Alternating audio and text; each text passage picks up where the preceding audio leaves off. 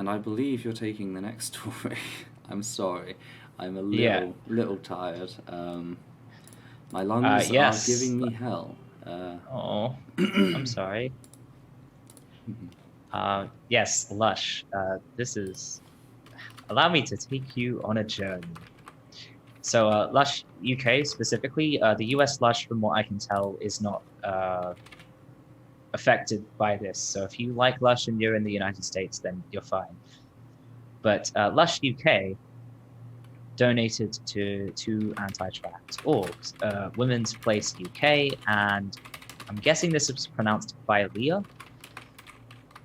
I'll just cover the Philea donation first because it's fairly quick. So Lush donated to them, the transphobic org. They even listed this organization on the list of recipients of donations. But I missed it while I was investigating Women's Place UK because it was just described as a feminist conference in Bradford. So I saw that, I thought, oh, that's kind of weird. And I just scrolled past. On investigating, trying to figure out why they described it this way, that like Philea's website does not say anything about being based in Bradford. I looked at all kinds of pages, word searches for Bradford, couldn't find anything. The only tie I could find is that they did a conference there in 2019, but their 2021 conference is going to be in Portsmouth, and their 2018 conference was in Manchester. So it's like, I don't know where they got Bradford. It looks like they just picked one really unassuming thing Philea did and decided to describe the whole organization that way instead of actually talking about who they are. And I can't help but wonder if they didn't do that just to make Philea look really small and insular so that people would just think, huh, that's kind of weird, and then scroll past. But mainly I want to talk about the Women's Place UK donation because that is quite, it's a trip. So unlike Philea, Lush did not list Women's Place UK as one of their recipients. I initially found out about it by looking at Women's Place UK's 2018 to 2020 financial statement, which claims that Lush donated £3,000. And I thought, hang on a second, Lush is a very like openly trans supportive organization. Uh, you know, Women's Place UK is transphobic. They're probably lying. You know, transphobes lie about things. Maybe they're lying about this for some reason. I spent like a whole day trying to fact check other things in their financial statement, like really scrutinizing stuff, trying to find a confirmation from other sources. And then I found an article saying that Lush admitted to donating the money. So that was a fun afternoon that I wish I could have back. So Lush, they did not apologize for this, but they did say some things. They began by saying that they don't believe trans rights are a threat to women's rights. They definitely do not believe this. Put a pin in that, we'll come back to it. They insisted that they don't fund campaign work, discussion, or lobbying on the specifics of the proposed changes to the Gender Recognition Act, but that the grant predated their awareness of how toxic discussion around the issue had become. Few problems with this. First of all, this is a very neutral rule. It also prevents donations to pro-trans GRA reform efforts, which I think is a very strange thing for a supposedly pro-trans company to be against. And it's very strange that the one time they funded a group involved in GRA reform, they funded an anti-GRA reform group that was founded specifically to be an anti-GRA reform group. That doesn't seem like the sort of thing you do by accident. It's very hypocritical as well.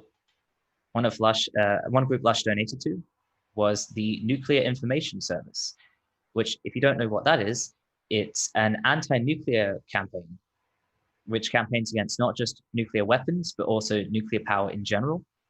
And I'm not going to say pro or con on nuclear power. I have not done the research. But it shows that Lush really doesn't have any problems interfering in major policies, which, among other things, affect human impacts on global warming. So they're completely fine with being involved in politics, but not the ones that involve trans rights, apparently. Those ones cannot be touched. Another thing about this rule, you might not have you might not have caught it. They don't involve themselves in campaigning, lobbying. Okay, fine. They're very cowardly. They don't involve themselves in groups that discuss the specifics of GRA reform. So theoretically, if a trans charity just explained what the proposed changes are and why people want them, just put out a small educational piece, hey, this is what GRA reform is all about. Mermaids can't donate to them. If this doesn't seem like a big deal, sorry, mermaids. Lush can't donate to them. I spoiled my reveal. I'm sorry. To put this in perspective, Lush can't donate to mermaids because of this rule. So this isn't just some small insular thing of this is a bit controversial. We don't want to touch it. They're basically shutting themselves out of funding trans rights that they apparently care very deeply about. And final problem I want to point out is that this is just a blatant lie. They're donating to a group which was founded solely to campaign against GRA reform. That's not something you do without understanding what GRA reform is. That's not an accident. That's not something you don't go, oh, this looks like a nice feminist group. Oh, it looks like it's a trans hate group. I'm sorry, I didn't realize that. They knew exactly what they were doing. Is there anything you want to add to that? There's of course a lot of betrayal here because again, Lush has presented themselves as a trans positive organization, and I had mixed feelings when I fucking first heard about it because I remember I did a placement year at Support You, which is, for those who don't know, it's a LGBT plus charity in the Thames Valley area. And I did my placement year. I did a volunteer unpaid placement there. And in 2015, we had a Lush charity pot. I remember Nick, my supervisor, getting really happy about it and everything. So, there's mixed feelings there. But again, they have actually now come out with an apology, which kind of feels insincere as it follows their statements oh, this is what happened, etc., no apology, whatever, to the trans community. They finally come out with an apology. But I've seen no actual action. They say, oh, well, this is before we knew about Women's Place UK and their toxicity. No, it's not. I've not seen. You read their fucking website; it's very clear how toxic they are. I've not seen any mention of Rebecca Lush and whether she still works the organisation. I've seen some people say that she doesn't work with the organisation anymore. But if that was the case, you think that would be the first defence that Lush would throw up. Oh, well, it was approved by someone who we didn't know, etc.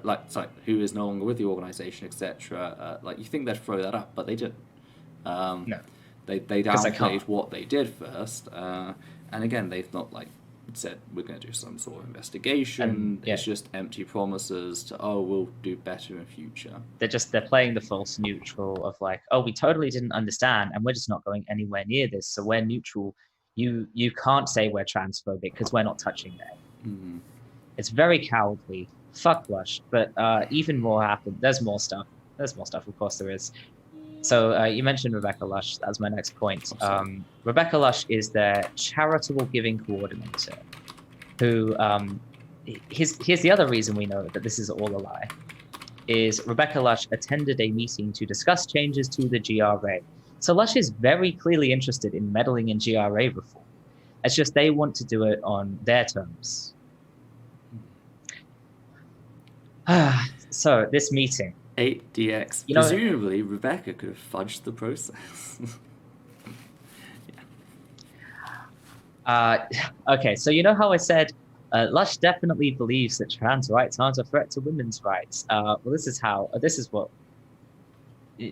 That's why I told you to put a pin in it. Is this meeting? The article covering this meeting Ms. Lush attended is called "Women Have Every Right to Discuss Changes to the Law That Could Affect Them." Now, if you're new to TERFs, if you're new to trans issues, this is what we here in the biz call a dog whistle. Talking about women just trying to talk about things that affect them is a dog whistle for turning trans rights into these fake women's rights issues and trying to shut them down because women think they're affected. Are we covering that in more detail? Is how women are not affected by this? Yeah, I'll cover it quickly. Oh no, I've got a whole thing. I'm just saying, like, I'm not saying that women aren't affected just as a dismissal. I am covering it, I promise.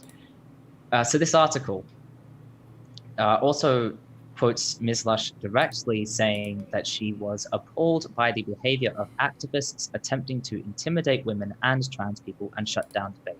So this is not a case of her attending a hateful meeting and disagreeing with it.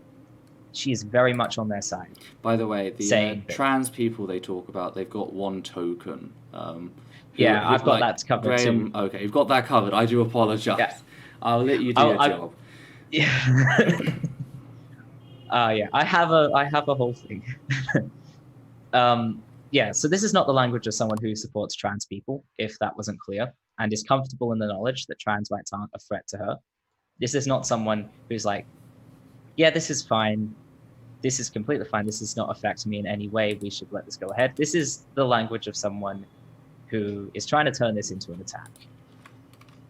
The article itself, like the language in this article, they talk about the tendency of current trans activism against women meeting to discuss their legal rights, the no platforming tactics used against Julie Bindel and Jermaine Greer, all this scaremongering about trans people are attacking women.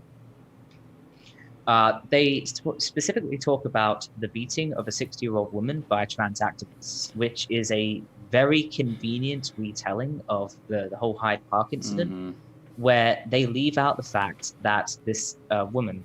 They were beaten because they currently had a trans person in chokehold. Yeah.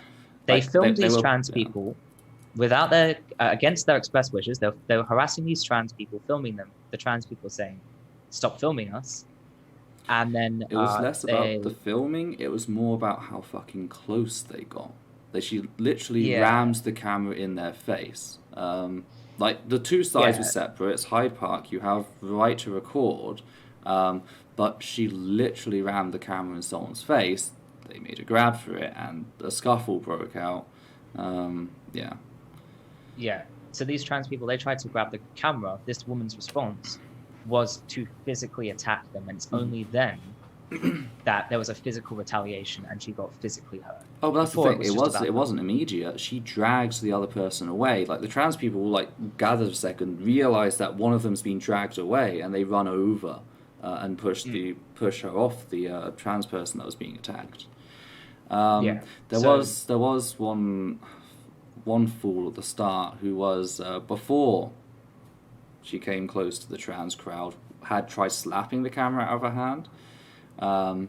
And the court did fine them for that because it kind of instigated the whole thing. But at the same time, the court would not give any money to the claimant because they said, yeah, okay, they tried slapping the camera out of your hand, but you then escalated things. So, like, you are equally responsible.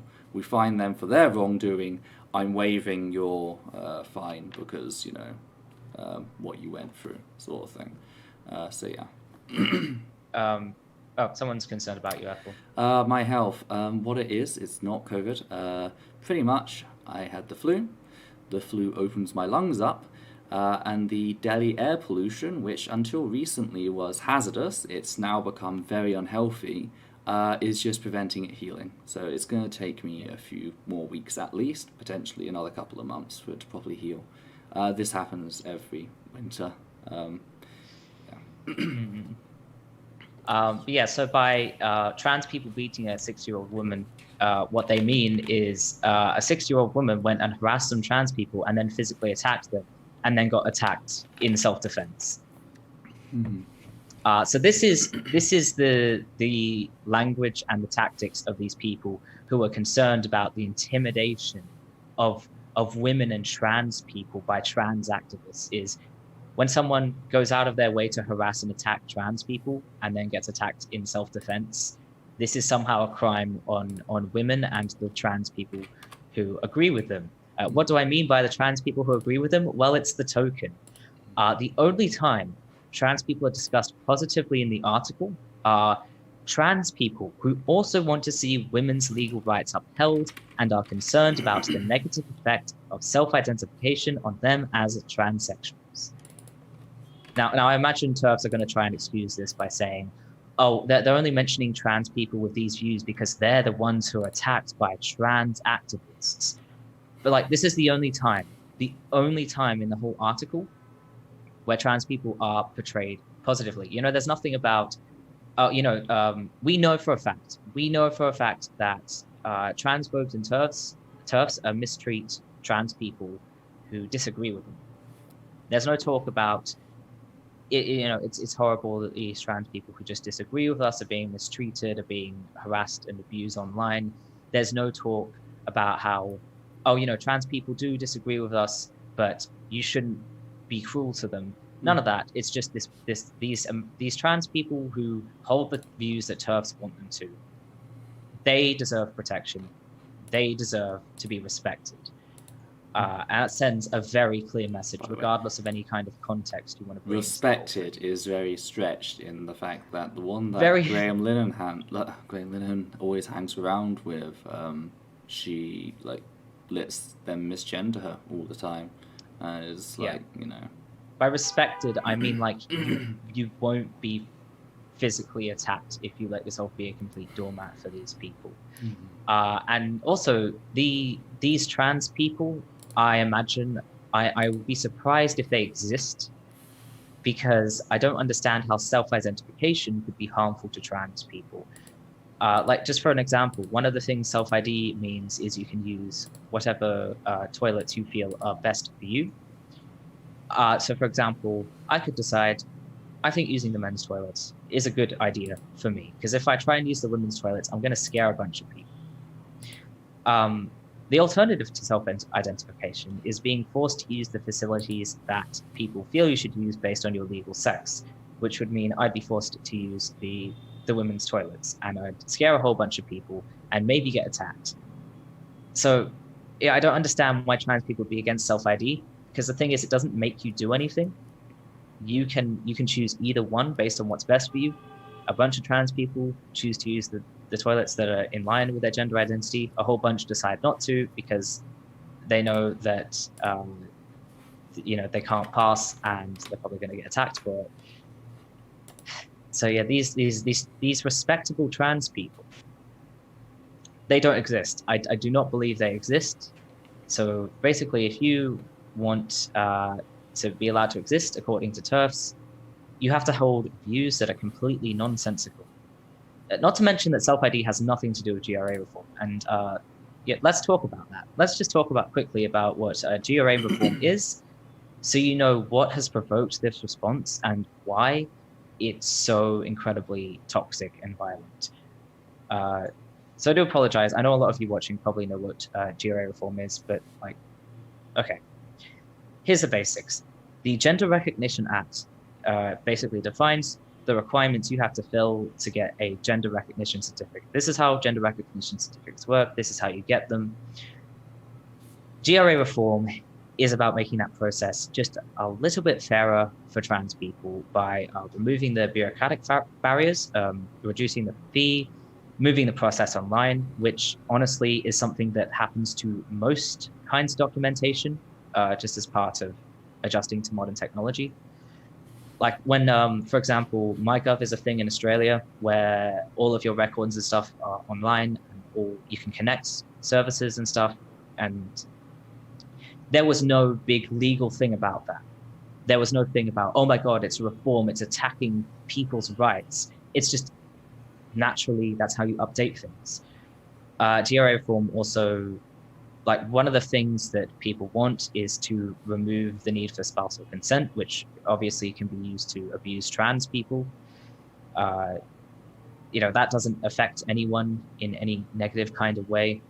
You can still divorce someone if you don't like what they're doing with their life. It's just you can't use your marriage to stop them from doing it anymore if that goes ahead. And then the other thing GRA reform does is it removes a bunch of things that have the potential for gatekeeping that are really degrading, like having to prove you're living as your acquired gender. What does that mean? Does that mean doctors going to force you to? Yeah, for 2 years. So you can't change your legal sex for 2 years, even though you'd want to, just to be able to live. There's a lot of room for gatekeeping with, why aren't you dressing a certain way? Why is your name like this?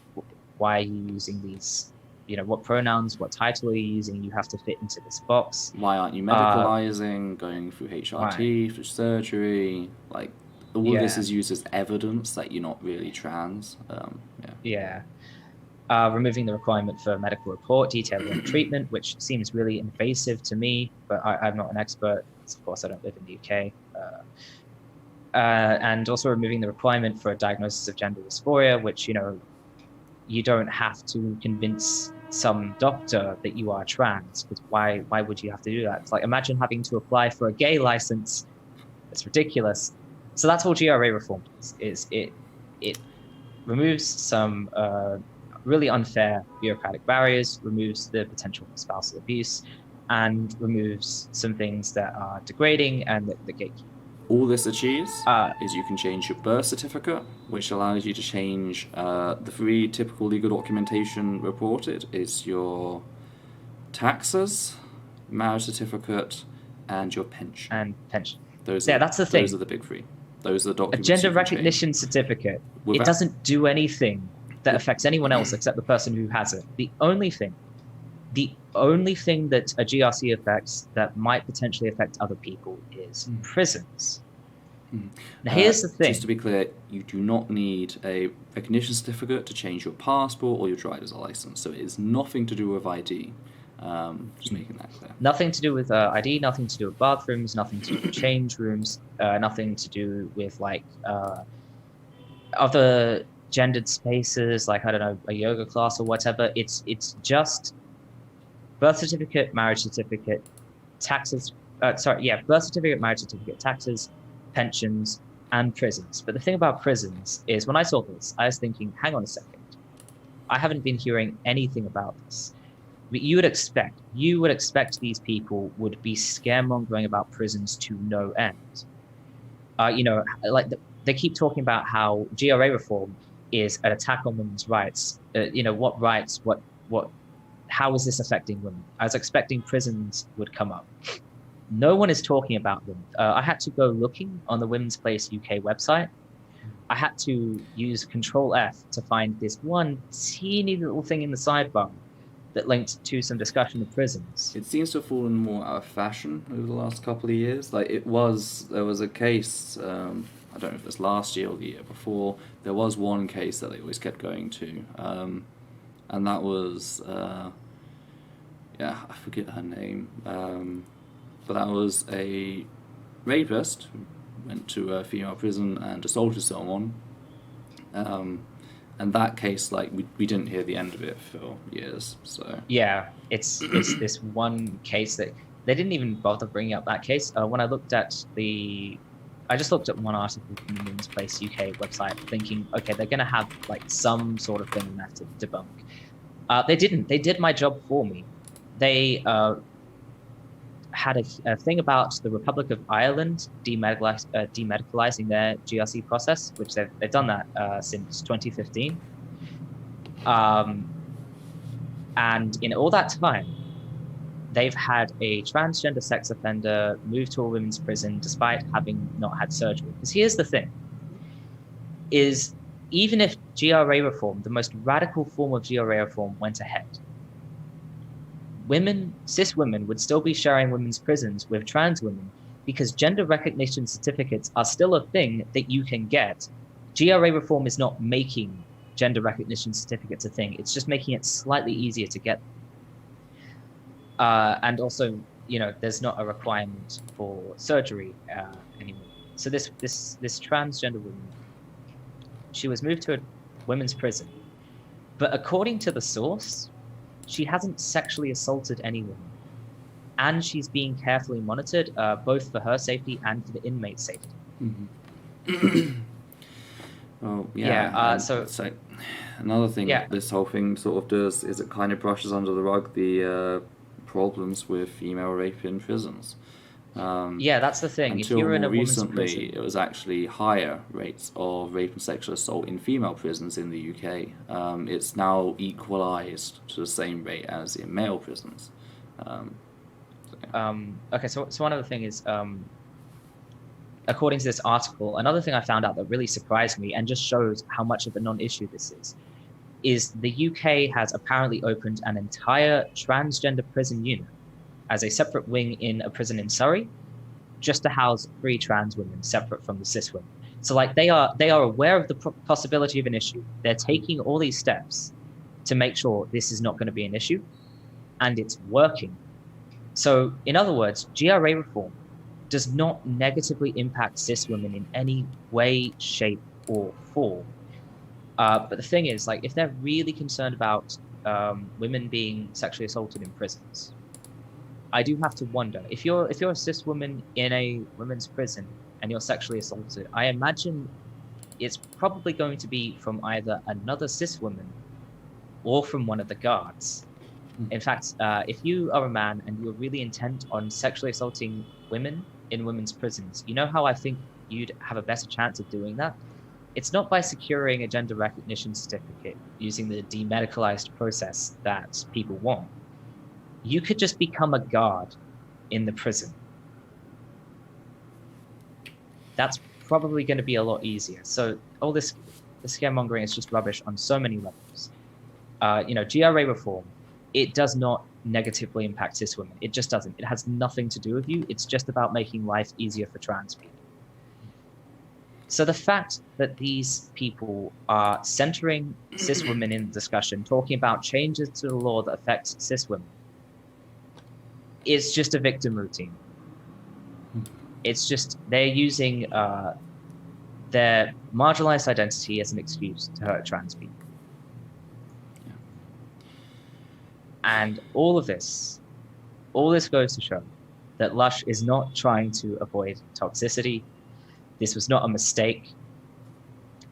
Their charitable giving coordinator is going out of her way to create toxicity and to lie about the situation. This is about Lush having a bigot in charge and being in a situation where they have to denounce this person, but also don't want to go against her beliefs. So they're trying to wallpaper over what they did with this veneer of cowardice and ignorance. Mm-hmm.